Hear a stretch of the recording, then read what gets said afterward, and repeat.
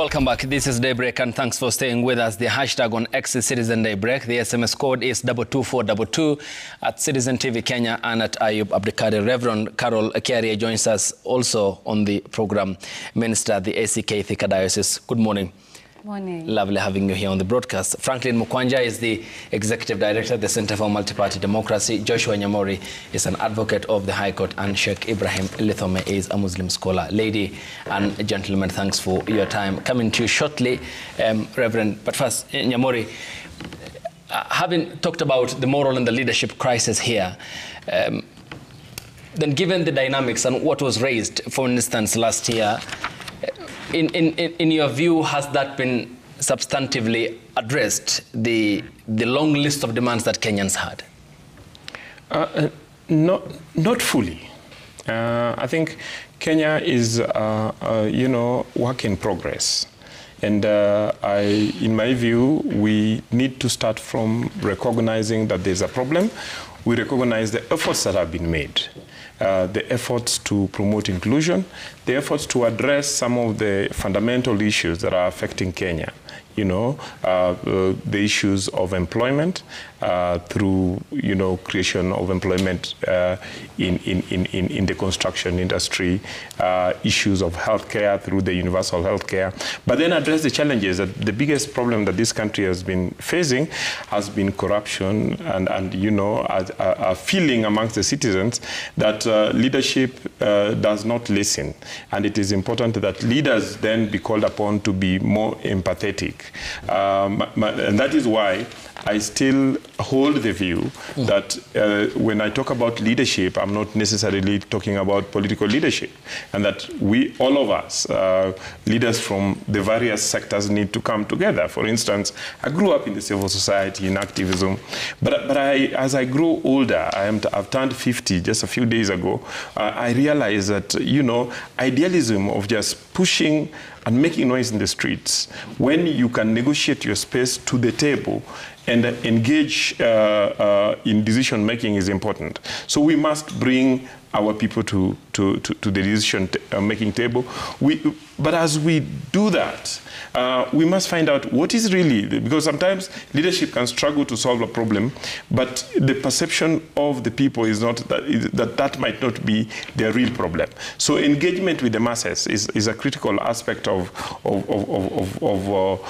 what we must do as leadership, and try to ensure that we work with the people. Part of our problem is that in probably attempting to address some of these problems, we must have left people behind. For instance, when I listened to leadership talk about what was in the final draft of the Finance Bill 2024, it seemed that the young people who were in the streets were not in sync with them. Not necessarily because they had not done what the young people wanted, but probably there was a breakdown on communication.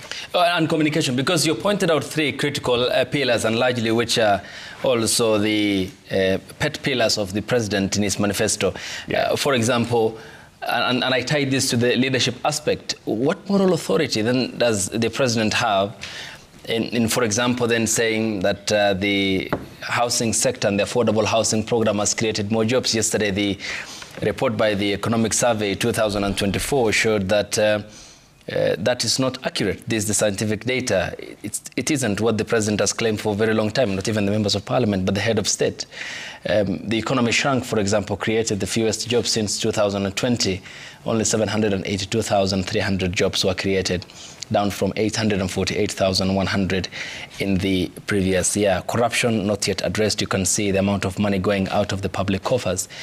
If the issues that the Gen Zs raised, and in relation to development and how their money is managed, isn't addressed, then are you, in all honesty, hand on heart, placing all their problems on inclusion, the fact that Raila Odinga had joined William Ruto?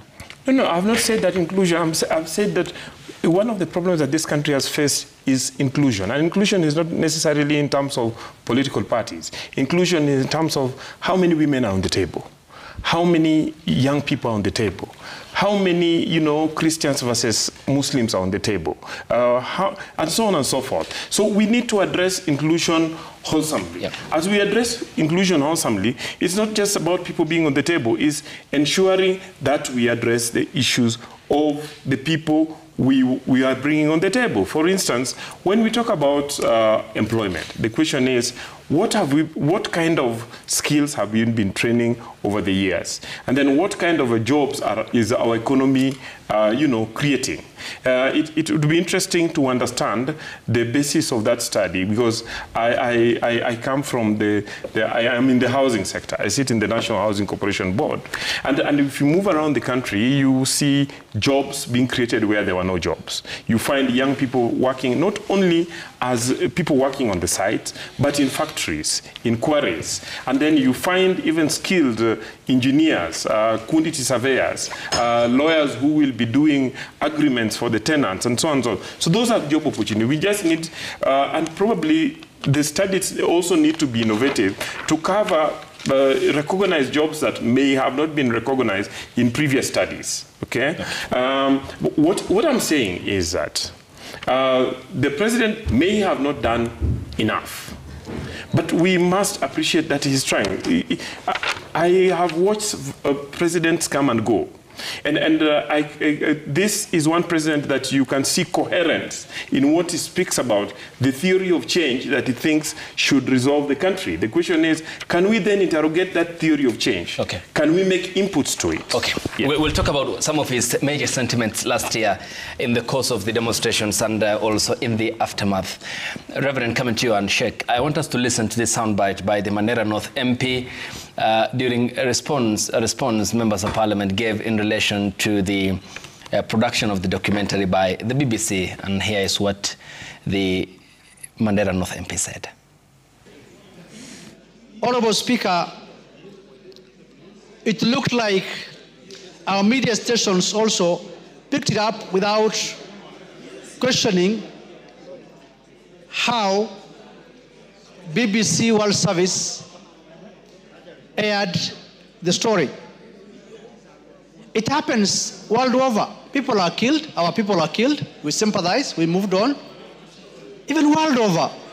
Remember, there was the same issue or similar in Capitol Hill.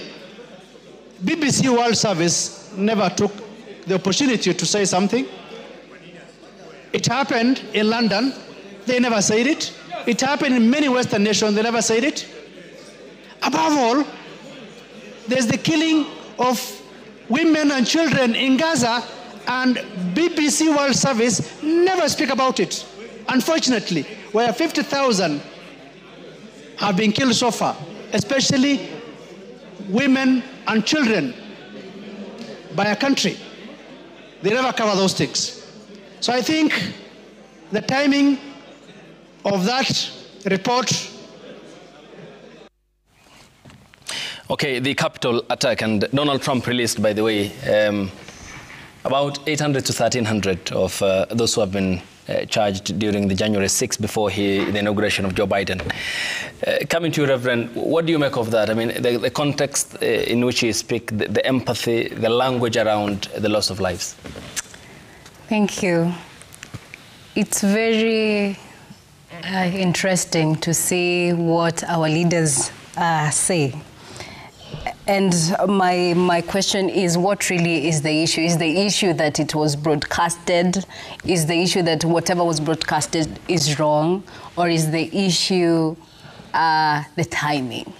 Many are the times that our leaders have faced to see the real issue, and they're looking at what is not supposed to be looked at. And so I think that is one of the things that really trended at that time. And when the Member of Parliament of Kasipu died, the Kenyan people's response was, we sympathize and move on. And so when the Kenyan people now respond to, now we also sympathize and move on, that is when now we can have a topic like, are we heartless or are we hurting? Because when we mirror what our members of parliament are doing, now then becomes a problem. When it is about the Kenyan people, there is no problem. These are the normal things. But when it comes to them, they want a double standard, which they cannot be given. The Kenyans are not as naive as politicians think or assume. Kenyans are very sharp, Kenyans are informed, and Kenyans are demanding for better governance and also the same double standard. And so it is important for them to understand, even as they make those statements, that at some point all of us are under God and no one knows tomorrow. And so we are just calling for mirroring. So if you mirror this is what you're going to get. And so it becomes important for them also to have empathy, because when they don't have empathy towards the Kenyan people, there's no problem. But when the Kenyan people don't have an empathy towards them, then there's a problem. Things are changing, and they should know that by now. And it's time for them to wake up, and wake up really well, because things are about to shake. Yeah. Oh, yes, Shaki. Ayub, I think the situation we're in as a country is very worrying. And it's like when it happens to my own or to a group that I belong to, then there should be empathy. When it happens to a group that I don't belong to, then we should move on. And this is a problem. This is a big problem. It's like the Swahili say, mwamba ngoma huvutia kwake, which is very wrong. I think I would not be worried as a member of parliament. I think I would not be very worried about whether or not BBC covered Capitol Hill, whatever happened there, the same way they've covered here. The biggest problem, and the question I would ask myself is this: as Kenyans, do we have a problem? Is BBC exposing or reminding us that you people, you have a problem that you have not addressed and you need to address it? And I think that should be the main concern here. We know we cannot look at these incidences in isolation. For example, now the biggest concern now, whether we are heartless or hurting, is about the way people have expressed themselves in the face of the death of the member of Kasibul Kabondo. But then, remember, some of these people saw an opportunity to express themselves because they have not been given any other opportunity to express themselves. So they are hurting. So as a country, let us accept, whether you are in the leadership, whether you are a youth or any person, a religious leader, let us accept that we have a problem. And when you have a problem, a responsible person needs to think about the solution. What is the solution? Is the solution pointing a finger to the other person that you are heartless? The answer is no. Mm-hmm. That is not the solution. The solution is to ask ourselves, and especially the people in leadership. I'm trying to imagine within my family, if I saw this kind of reaction and behavior, I would be very worried, and I would want to put my house in order. We need to put our house in order. And it should begin from the top there. Where did we go wrong? And again, I want to go back and say, when people do not get an opportunity to express themselves, when the leadership is not sensitive to the concerns of the people, then the people will also be insensitive also to the leadership, okay? They might not have the powers and the authority the people at the leadership have, but they will do what they can within the space. That's why our youth will go out in the streets. Okay. They will ban things. They will say bad things in the social media. And of course, it's very worrying because you can imagine the young people now are learning, the children are learning from our youth. And what kind of society are we going to have in future?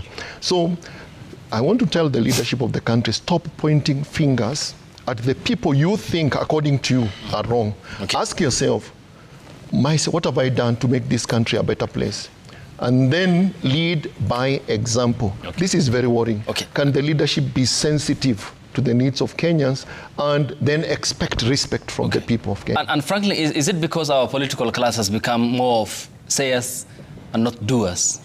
I think there's a deeper problem, Abdul Kadir. What I see is the leadership is lacking an honest influence on the followers. And if you look at it, the populace actually consider the political leadership more manipulable than exerting honest influence on their affairs. the populace look at the leaders and can predict and can see and can even foretell inconsistencies. I'll just point out, look at the allocations of the current budget. When we talk about austerity measures, and you have an increase, in the allocations in the executive office, in the state house, in the office of the deputy president, and all this. And then you declare that you're going to have reduced advisors, and you have almost the equal number of advisors in the cabinet. Kenyans are asking why these inconsistencies when you can give data that is contradictory to the official numbers from the Kenya National Bureau of Statistics, a body charged with the mandate to give, this kind of reports. Kenyans feel they're being manipulated, and these are the issues. And what we're seeing when a shoe is hard at the president, when you hear people responding in the manner they are responding, it is because they feel that dialogue is ignored, and therefore symbolic protest is taking over. And these are critical issues that we have really to examine and address. So if the leadership really wants to have critical issues addressed, then this feeling of manipulation must be addressed. The feeling around inconsistencies, where this report and then there are other issues that come up, must also be addressed. And therefore, Abdul Kadir, we must address this. That just look at the response by members of parliament about the young man the video about the president being held at a shoe. That a member of parliament wants us to believe that a young man was raising a shoe, imitating the others with smartphones, and therefore the other one punched it, and it landed on the president's hand. All right? I mean, what kind of silly explanations are we looking at? Is it not just, not even empathetic? Is it just humility enough, being humble enough to explain that people are angry and they have a reason actually, to behave this way? We will try and address these issues. We have many unresolved issues from last year. Okay. All right, and these issues continue to play out. Look at the shortchanging of young people. I followed the interview at the Senate yesterday with the public, the Minister for Labor, and basically he had a different theory from what young people are saying. Young people have 55,000 shillings has been taken from them.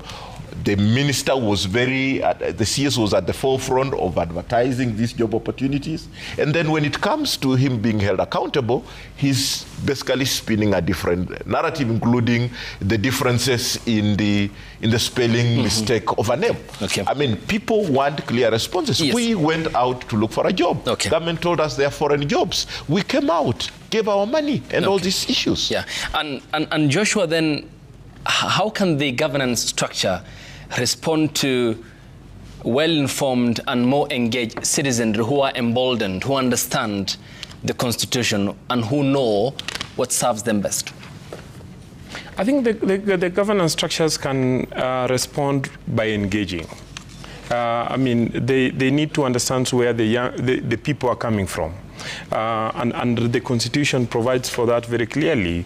The principle and value of participation runs across everything in our Constitution and our new legal framework. And so, for instance, the participation needs to be meaningful and effective. And what I mean by meaningful and effective is that the leadership and the government structures must go out to, engage people by, one, giving full disclosure, and then building capacity of those they want to engage to be able to understand what they're engaging on, and then genuinely listening and receiving the feedback from the people with regard to the proposals that they give, analyzing this feedback, and then communicating back effectively to the people in terms of how their proposals have been considered, what has been included and what has been excluded, and where they have been excluded, why they have been excluded. You get the point. Mm-hmm. So that we work with the leadership works with the people, and that's why, for instance, even as we critique and criticize the presidency for appointing leadership, I was very happy as a human rights law student to see the president appoint one of his greatest critics, Professor Makau Mutua, to sit in the executive office of the president to advise the president on human rights issues. I will be happy that Professor Makau Mutua goes out there to listen to Kenyans, to be able to document, to be able to then ensure that as the government is developing development programs, that these development programs are human rights based, and the human rights principles that must then be included is that, are they inclusive, are they transparent, are they accountable, and so on and so forth. Then why are taxpayers paying for the Attorney General in the State Law Office if you need an advisor on constitutional affairs? Let me get to that. Yeah. Let me get to that. Attorney General advises the entire government. The presidency, the president needs the comfort to be able to have people he can bounce on, and specialized advisors on various things within the presidency. Attorney General is part of the cabinet. So why then do we have an entire cabinet? We have an entire cabinet. Because there are a set of advisors, 20 is what we counted yesterday. Exactly. That's nearly a cabinet. We might do with fewer. We might do with fewer. Yeah. But I want to dissuade Kenyans from this idea that a president should not work on the basis of an advisory team. All over the world, effective leadership work on with the support of a backroom, non-executive advisory team. Those who do not have the final responsibility, those who would just face you and tell you that, Mr. President, here you goofed. And what we want you to do is do 1, 2, 3. As you engage, as your ministers come and tell you that, jobs are being created, we have looked at the jobs that are being created, but they are not jobs of quality. That can only come from an advisor. That may not come from a minister or a PS. And Kenyans do pay for the cabinet as the advisory team to the president, because every minister has established directorate and bureaucracy. If you look at, all this doubling up and then looking at the expense part of what Kenyans are paying for, this comes at the expense of money. Is it? We might need to reduce the number. Yeah. We might need to make it more efficient. But I would want to discourage us from the idea that the president should not do with experts. No, you'll not discourage us for two reasons. Before I come to Reverend, briefly. You'll not discourage us for two reasons, Memori. One is, if you look at the nature of appointments, this is purely the politics 101, the president's survival. And any politician's main agenda is to survive.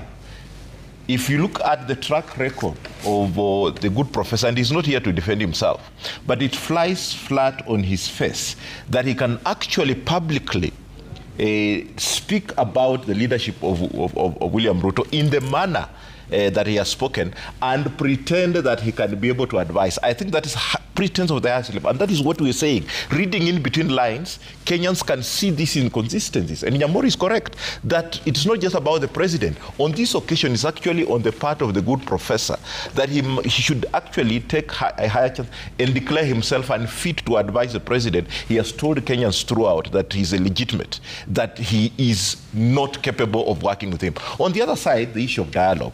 The problem that we're seeing these symbolic protests is that we have taken public participation, we have taken public participation as for tokenism. There is no, feedback on the issues. Mm-hmm. And when it comes to dialogue, it is basically elite settlement. Look at the young people. They went to the streets last year with critical issues.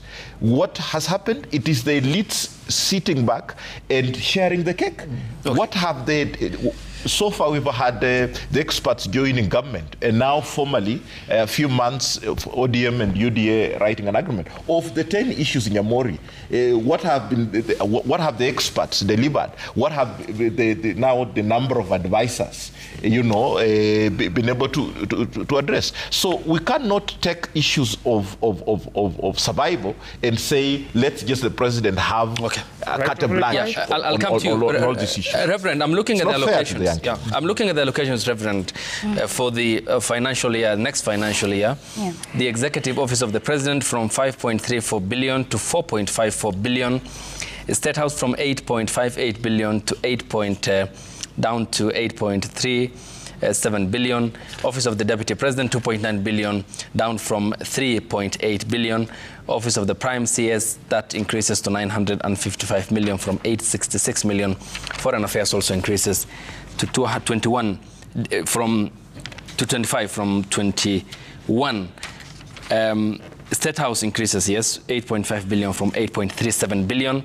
And the Office of the Deputy President 3.018 billion from 2.9 billion.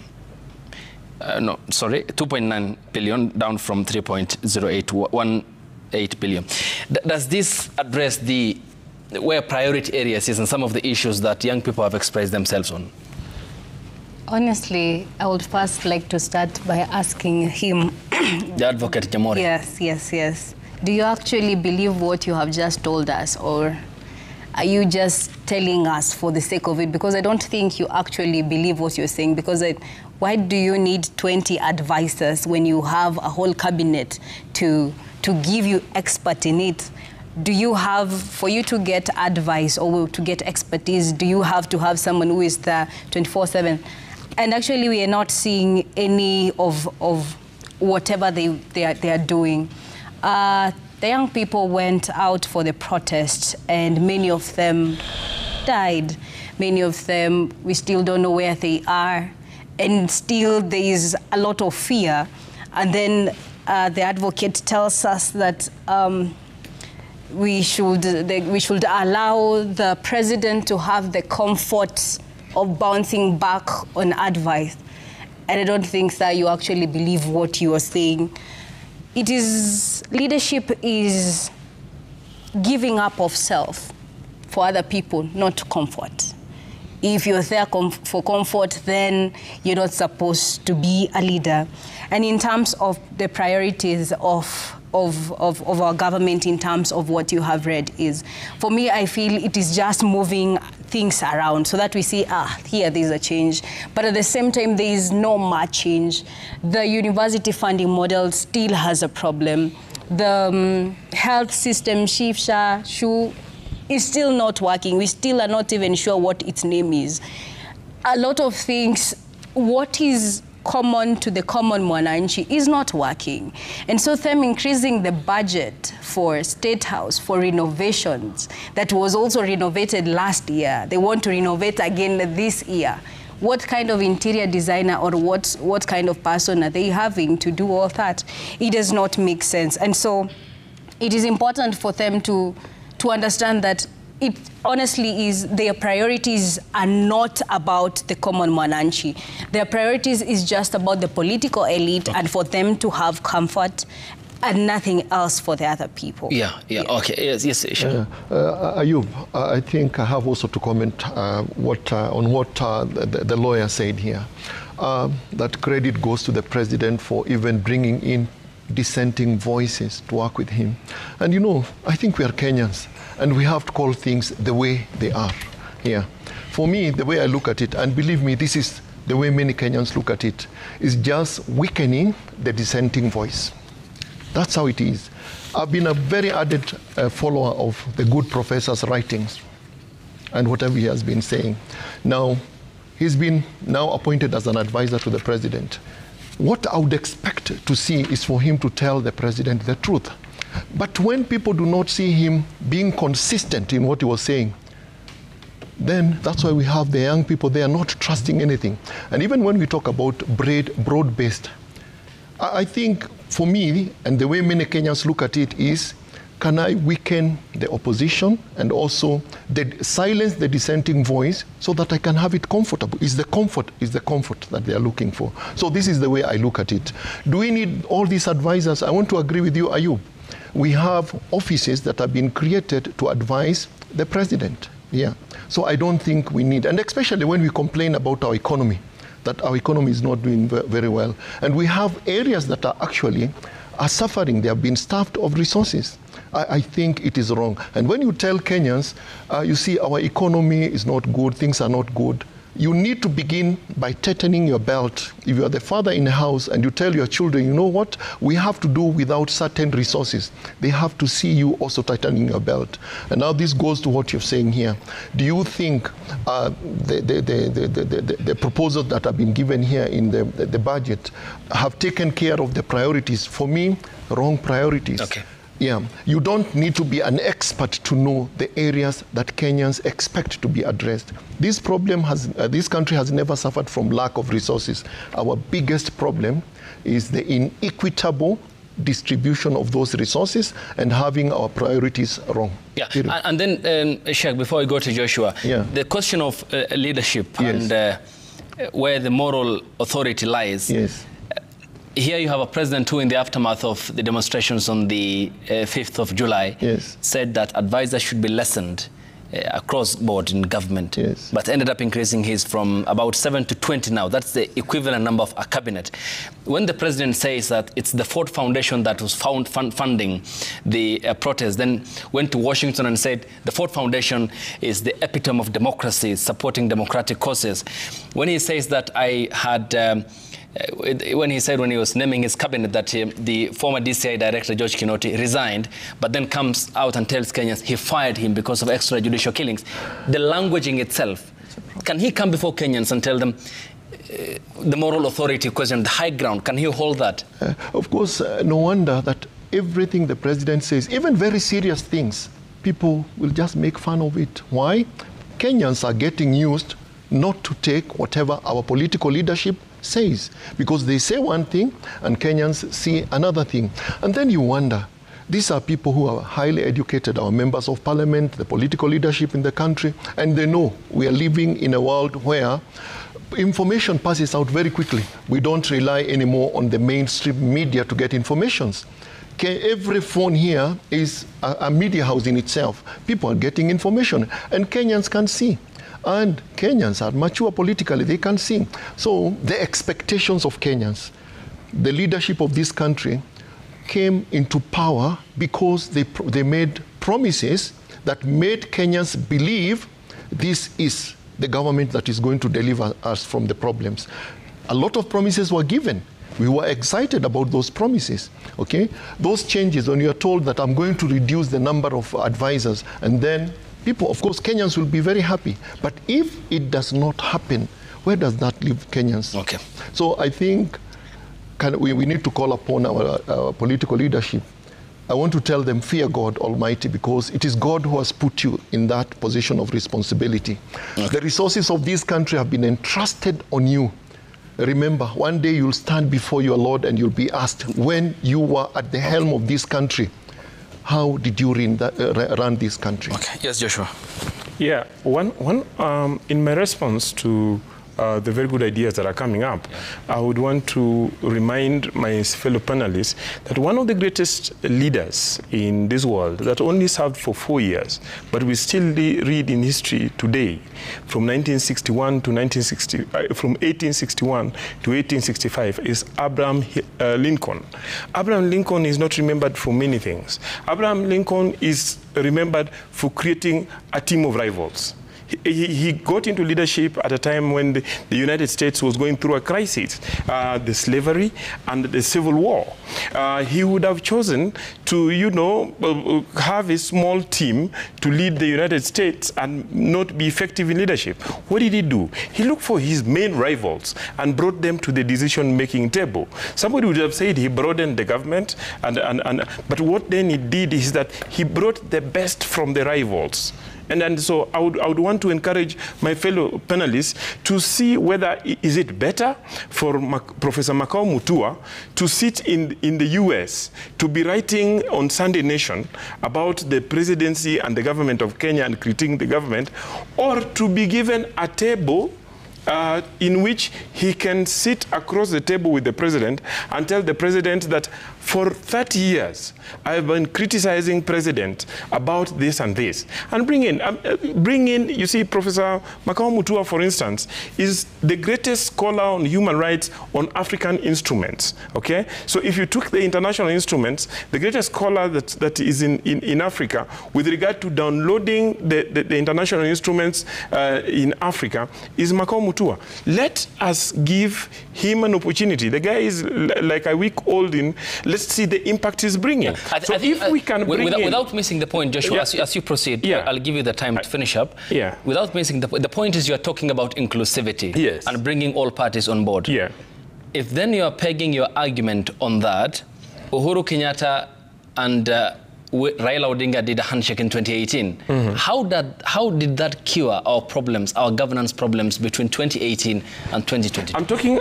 I'm talking about the broad-based government as a the point is that the names are just different. The point is again here is the moral authority question. The moral authority question, Joshua. Because I'm juxtaposing that with the constant factor there in is Raila Odinga. The variables are Uhuru Kenyatta and William Ruto.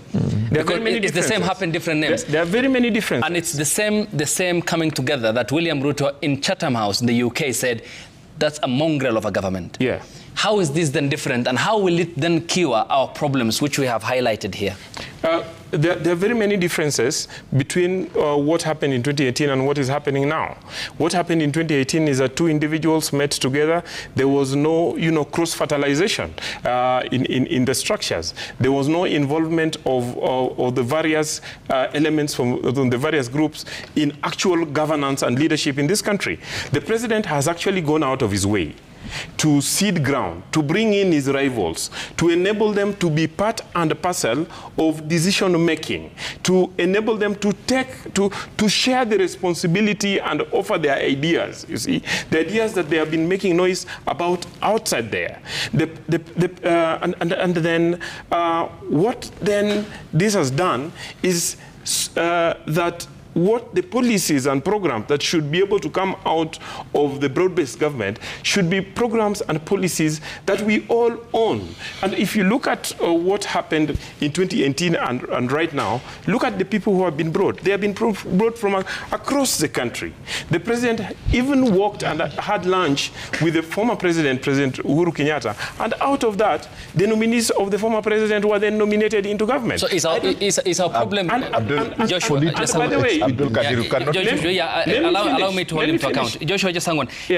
Is our problem satisfying the need of few individuals or a general wholesale problem that we have? Not necessarily. Because still Raila's allies benefited. You remember the plucking out of Ruto's close confidence in Parliament. The likes of Duale, Shungwa, and who had been kicked out of plum parliamentary positions, Murkomen, Susan Kihika Kimani. Still, Odinga's allies benefited. Gladys Wanga was among one who became a chair of a committee. I mean, is our problem individuals, or we have a wholesale problem to address here, which is governance related? With due respect, allow me to just... Yes, let you finish and then you'll come back. If you allow me to finish. Our problem is inclusion, as I've talked about. Inclusion, we include our people through their leaders.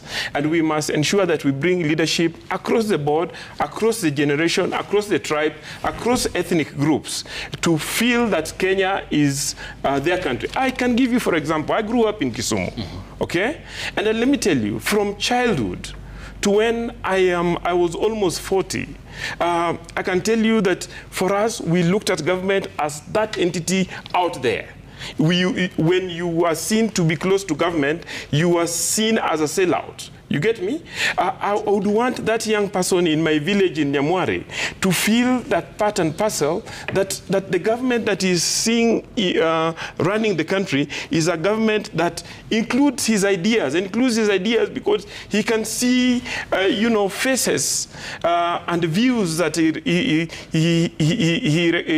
aligns with in that government. Then I would want to tell us that we might be very critical of each other. But we must always celebrate that Kenya is still a better country than most of these countries that we have in the region. Yeah. I want to just ask Joshua Nyamori, who's sounding a very recent convert and enjoying the trappings of power clearly, but several questions. The president has a legal advisor, I think in the name of John Ogeto, yes, someone. Yeah, the president, there's a legal advisor already. Yes. All right? You're talking about Ken Ogeto. Yes, Ken Ogeto. Yeah. And then there is recently appointed PS for Justice and Constitutional Affairs. And you have an Attorney General. And then now you have a Constitutional Affairs advisor. Can you give us the various job descriptions of these individuals and how they are actually going to contribute to things? Look at the very basic things that the president promised and has defied himself. He said clearly opulence is an issue. Look at the allocations to his own offices. He addressed the issues of Harambes, all right? The president has come out, including his main guys, using a lot of derogatory language and pushing the religious leaders to a corner, to have a debate about integrity and corruption in a very convenient manner. Are we going to see Makau Mutua influencing change on some of these manners? You get it? And these are the issues that we're just saying. Inconsistency. When you say this and you do that, when you say you're cutting down on advisors, and then you have 4 people doing the same job, is indeed the same trouble that we have, that we said, let us reimagine our provincial administration, and then we did that packing, and then we have lampooned that with the devolution, and then we have a bloated, Is it because the president was denied the chief administrative secretaries by the courts? All right? Look at the issue of CDF, where the president has a clear backing for it when the Supreme Court has actually advised on this issue. All right. Why these contradictions? Okay. Reverend, yes. Well, I think when the advocate talks about government, for him, government are personalities. And that is why he's saying that when I see someone who is aligning with my maybe tribe and vision, and then I'm okay. No. Government is not personalities, but government is us as wholesome people, the Kenyan people. Again, we should go back to the mind of it is systems above personalities. How does it affect me as a young person and as a Kenyan citizen that whoever is leading the country, or whoever is in a certain, or whoever is advising the president or whoever, how is it affecting me at the grassroots level? And so systems above personalities comes really strongly. The policies that are there, they're not following, or they're not actually doing them. The president, someone throws a shoe, no matter how you look at it, if someone was raising it as a phone or someone else just threw it, we condemn the act. We agree. However, it was not an act of violence, but it was more about symbolism, because the Kenyan people are tired. But is it right to hurl any object? Reverend? Yes. Are we playing the man or the ball here? Are we looking at William Ruto, the private citizen who has now become a state property, the holder of that institution? Yeah. Or are we seeing the individual there? Because symbolically then, he holds the unity of the country together. Is it therefore right to hurl any object his way? It is, and that is why I have said we do condemn the act. However, let us look at it this way. Let us not just look at it it was not an act of violence. It was a very symbolic way, no matter how you look at it. Are you justifying what happened to the president? I am. Am I not? We don't know. Yeah. Is it right to hurl any? It is not. Because, what we are, alongside Joshua, Sheikh, you and Franklin here, is that democracy allows us to fundamentally agree to disagree. Yes. And we can have our fundamental differences. Yes. But is it healthy? Is it right, even for our stability, for anything to go the path of the president? It is not right. And that is why I have said that even when the shoe was hurled or thrown at the president, it is essentially wrong for the presidency, right? However, as much as we are condemning it, let us ask ourselves, was it an act of violence or was it a symbolic way? Do you condemn what happened? I do. However, is it a symbolic thing or was it for violence? Yes, Sheikh. Yeah, of course, Ayub. I think let us be very candid here. Let us not be emotional about it. Should anything be held towards the president or any person, wrong, wrong, wrong, whichever way you look at it. And it's not a solution to our problems. Because you can imagine, if we allowed people to hurl objects at others, what kind of country are we going to end up with? So whatever happened is wrong. Again, Ayub, I want to echo what you said here. When we look at the person sitting there today, we should look at that institution created by our constitution as the symbol of this nation. I think it is wrong. There is nothing like however. For me, it is wrong. It is an act of violence. It is not a solution to our problems. Today, a shoe has been hurled to the president. It could be something worse. Where will that leave this country? So for me, I would not encourage this at all. I condemn it. And I say it's not, we have problems, but this is not the way to solve our problems. Tomorrow it will be hurled at somebody else who does not agree maybe with an opposition leader. What kind of country are we going to have? So this is no, no, no. It is an act of violence. The person who did it should know it is wrong.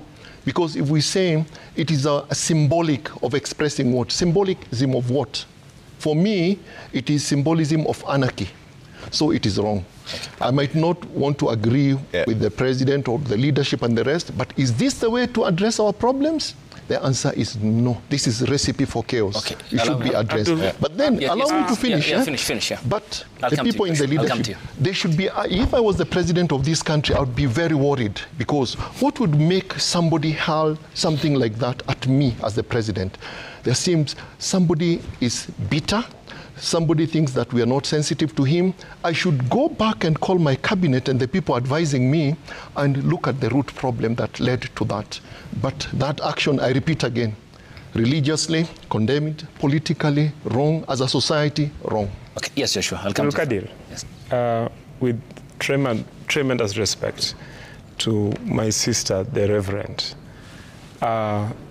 that's the least, that is the lowest I would expect of a religious leader in a national television.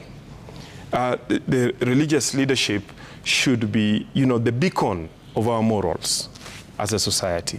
What are we trying to advise young people? That it may be, but it is okay to hurl a shoe at a president? Let me tell you, some of the greatest and most impactful leaders have been assassinated. Abraham Lincoln was assassinated. The rabbin who was trying to solve the problem between Palestine and Israel was assassinated. They were not assassinated because they had any weakness. They were assassinated because they were impactful leaders. Okay?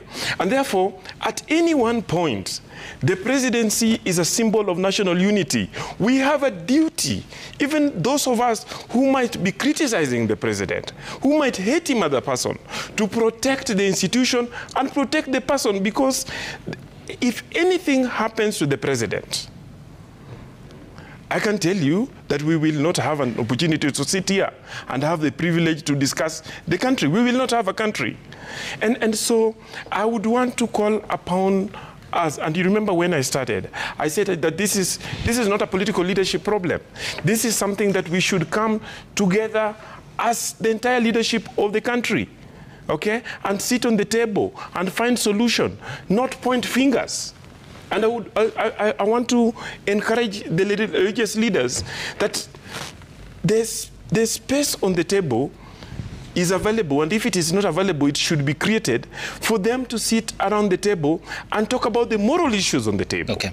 And then hope to influence then the leadership of the country to speak from their position. And this we will do not by blaming the president, not by encouraging or inciting citizens, especially young people, but by telling young people, we grew up in a society in which religious leaders told us to be humble, told us that when you want to address leadership, you start with the fact that, sir, madam, okay? And then you raise your issue humbly, candidly, and then you wait for response. Whatever happened, whatever the cause of the shoe flying, I do not know. We wait for the investigators to tell us exactly what happened. But we must know that, in my view, there was failure in security to ensure that that did not happen. Okay. But when it happened, we should condemn it, and we should encourage citizens that whenever they are around the presidency, they should behave well. Okay. What happened if the security of the presidency may have overreacted? And that has happened in certain situations. Yeah. Let me quickly chime in. Yes, briefly, because Reverend has not finished that point. I think it's reckless, it's irresponsible, it's dangerous for young people to act in the manner that they acted. But we cannot ignore or wish away the place of symbolic protests, Abdul Kadir. And especially in a context where honest, genuine dialogue and influence is ignored. And that must be, and I want to point out, the president is giving his security people a difficult moment. And I want to refer you to the first rally the president had in Nakuru after the Gen Z protests. The person who invited the audience closer to his motorcade, it was the president.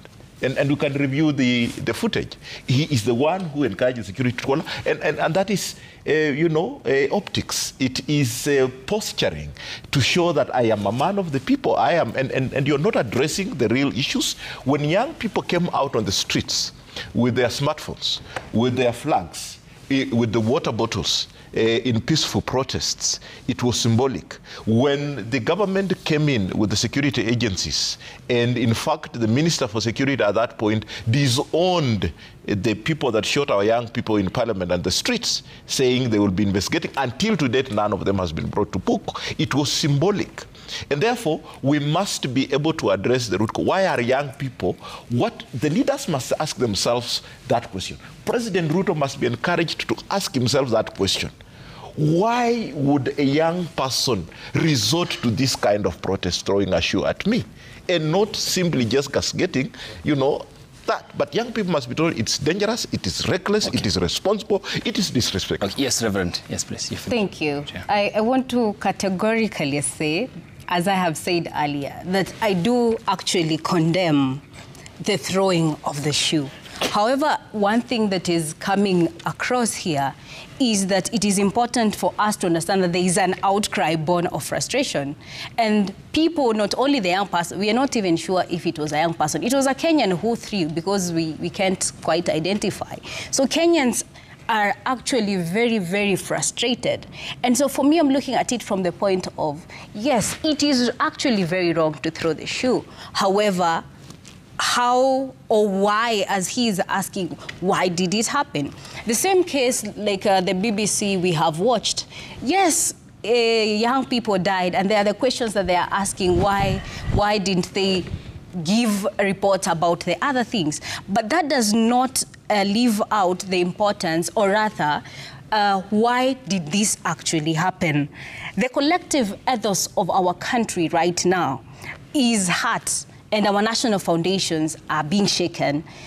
The youth, maybe particularly the Gen Z, are not heartless. I think you have seen how they show compassion through unity. The young people can just fundraise. Eric Omondi fundraises almost every day for people. The civil action in our young people is top-notch, the civic engagement and how they support one another. And he has, just as he has said, the young people went out with flags and just water outside. And so even as we are looking at, yes, it is wrong. However, what issues are being raised? Yes, we condemn, but what issues are being raised? Yes, the BBC interview might have something behind it, but what actually is, what are we getting from it? Leadership in our country has become a source of hopelessness, greed and moral decay, and eroding public trust.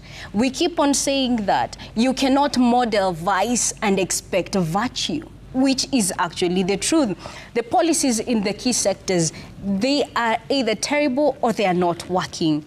Our political leaders are increasingly out of touch with people's needs. They are out of touch. They are now even going to the extent of focusing on elections rather than urgent issues like the high cost of living, taxation, unemployment, and service delivery. Okay. Yes, there is a growing gap between leaders and the people of Kenya. And actually, truly, the current leadership is unworthy of honor. They keep on having constant abuse. They have eroded respect. They eroded respect from the public office. And the political class continues to mischaracterize the citizens of this country, especially youth, ignoring the dignity and the depth of their civic engagement. And so it is important for us to look, yes, but what really is the problem? What really is the problem? Because now, trying to look, it is like, this is the issue, but we don't want to talk about it, let's talk about something else. So let us be focused, let us be very objective, even as leaders. Yes, it happened, but where is objectivity in all of this? Thank you. Let's now sample the feedback and I'll give you the closing remarks here on the broadcast. Ladies and gentlemen, the hashtag on X is Citizen Daybreak. The SMS code is 22422. At Citizen TV Kenya. Okelo Mwalimu says, it's true that a majority of Kenyans can be heartless. We seem to celebrate death more than life. We wish death upon our enemies, yet melodiously sing Ombea adui yako aishi siku nyingi in church. We reject leaders at the ballot only to later blame them for betrayal. We are in many ways a nation of scoundrels. Njeru says Kenyans are shocked the president doesn't entirely rely on his advisors. Then boom, the president appoints 10 of them. And we'll wonder why every Kenyan is frustrated with the government, a myriad of advisors, zero solutions, only the creation of multi-billion shillings problem. Kode Barasaware says it's a sobering moment for our political class. Tragically, it has taken the assassination of a parliamentarian for the ruling elite to confront the harsh reality that ordinary Kenyans have long endured at the hands of abductors. Engineer Lazaro says the government's failure to be sensitive to the plight of wananchi is pushing people to social media as their only outlet for free expression. As we mourn the MP, it's crucial to listen to their dissenting voices. The government should use social media not to silence critics, but to understand and respond to the public mood. Gabi Wakasiaka says the political class has pushed Kenyans to the wall, so why complain when we push back and put you in your rightful place? Kenya needs a renaissance. Our leaders have become callous, heartless, and increasingly difficult to even describe. Frank Orinde says the National Assembly Speaker referring to Kenyans as heartless is not only a shocking display of contempt from a public servant who should embody humility and service, but also deeply disrespectful. We demand respect, not insults. True leadership begins with listening, not name-calling.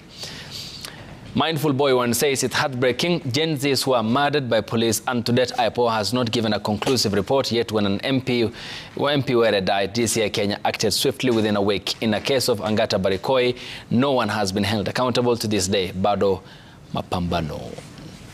In under a minute.